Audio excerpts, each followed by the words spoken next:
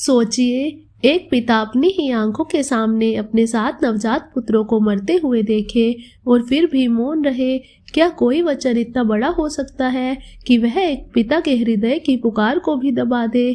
क्या प्रेम कभी कभी इतना अंधा हो सकता है कि वह आने वाली पीढ़ियों का भाग्य बदल दे? नमस्कार दोस्तों, आप सबका स्वागत है हमारे YouTube चैनल पर। आज हम जानेंगे उस राजा की कहानी जिसने प्रेम में दिया एक वचन और वही वचन आगे चलकर महाभारत की नींव बन गया।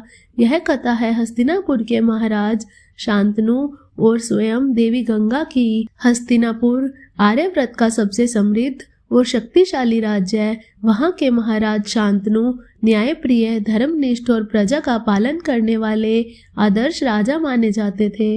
उनके राज्य में सुख, शांति और समृद्धि थी, परंतु उनके जीवन में एक गहरा खालीपन था। एक दिन वे गंगा तट पर शिकार के लिए निकले।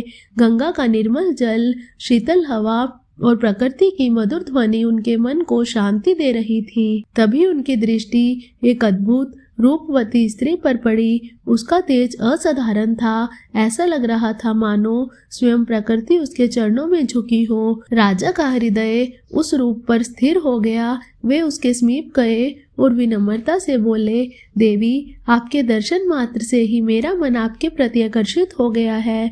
यदि आप अनुमति दे तो मैं आपसे विवाह करना चाहता हूँ। उस दिव्य स्त्री ने शांत मुस्कान के साथ कहा, राजन, मैं विवाह तो कर लूंगी, परंतु मेरी एक शर्त है। आप कभी भी मेरे किसी कार्य पर कोई प्रश्न नहीं करेंगे, न मुझे रोकेंगे, न मेरे किसी निर्णय पर आपत्ति करेंगे। जिस दिन आपने ऐसा किया, मैं आपको छोड़कर चली जाऊंगी। राजा शांतनु ने बिना सोचे यह वचन स्वीकार कर लिया। उन्हें क्या पता था कि यही वचन उनके जीवन की सबसे कठिन परीक्षा बनेगा। विवाह के बाद समय सुखपूर्वक बीतने लगा। शीघ्र ही गंगा ने एक सुंदर पुत्र को जन्म दिया। महल में उत्सव का वातावरण था, परंतु जन्म के तुरंत बाद गंगा उस शिशु को लेकर गंगा नदी की ओर बढ़ी और बिना किसी भाव के उसे जल में प्रवाहित कर दिया। यह दृश्य देखकर राजा शांतनु का हृदय कांप उठा। वे चिल्लाना चाहते थे, रोकना चाहते थे, पर वचन ने उनके होठ से दिए। वे मौन खड़े रहे। कुछ समय बाद दूसरा पुत्र जन्मा और वही हुआ।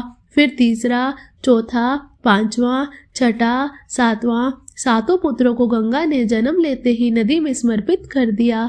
हर बार शांतनु का हृदय टूटता, पर वे वचन के बंधन में बंधे रहे। रातों को वे अकेले बैठकर आकाश की ओर देखते और सोचते, क्या मेरा वचन मेरी संतानों से भी बड़ा है? उनका मन एक पिता और एक पति के धर्म के बीच बंट चुका था। समय बीता और 8वें पुत्र का जन्म हुआ। इस बार जब गंगा शिशु को लेकर नदी की ओर बढ़ी तो शांतनु का धैर्य टूट गया। वे दौड़ पड़े और बोले, बस, यह अधर्म है। तुम मेरी संतानों को क्यों मार रही हो? मैं अब और मौन नहीं रह सकता। उसी क्षण गंगा रुक गई।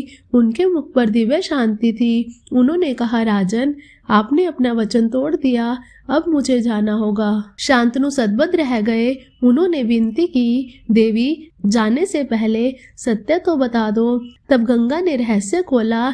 ये 8 बालक वास्तव में 8 वसु थे। एक ऋषि के श्राप के कारण उन्हें मनुष्य जन्म लेना पड़ा।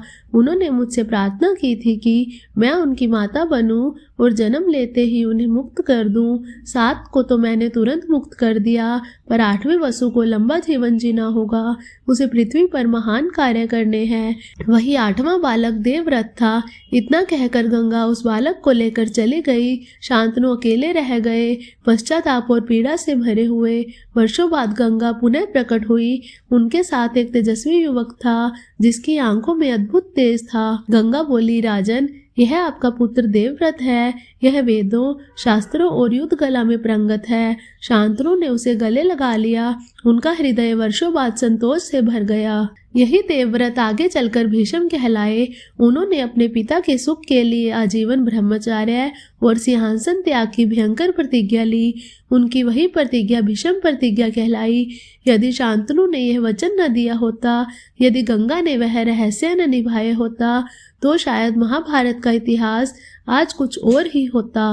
भीष्म का त्याग, उनकी प्रतिज्ञा और उनका धर्म पालन ही आगे चलकर कुरुक्षेत्र के युद्ध की आधारशिला बना।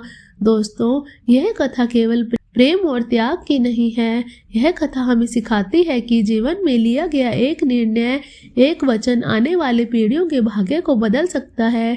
प्रेम में विवेक भी आवश्यक है, क्योंकि बिना सोचे समझे लिया गया निर्णय इतिहास की दिशा बदल देता है। तो दोस्तों, कैसी लगी आपको आज की कहानी? अगर आपको ये कहानी अच्छी लगी हो तो वीडियो को लाइक व शेयर करें तथा चैनल को सब्सक्राइब जरूर करें, ताकि आगे भी आपको ऐसी ही वीडियो मिलती रहे। जय श्री कृष्ण।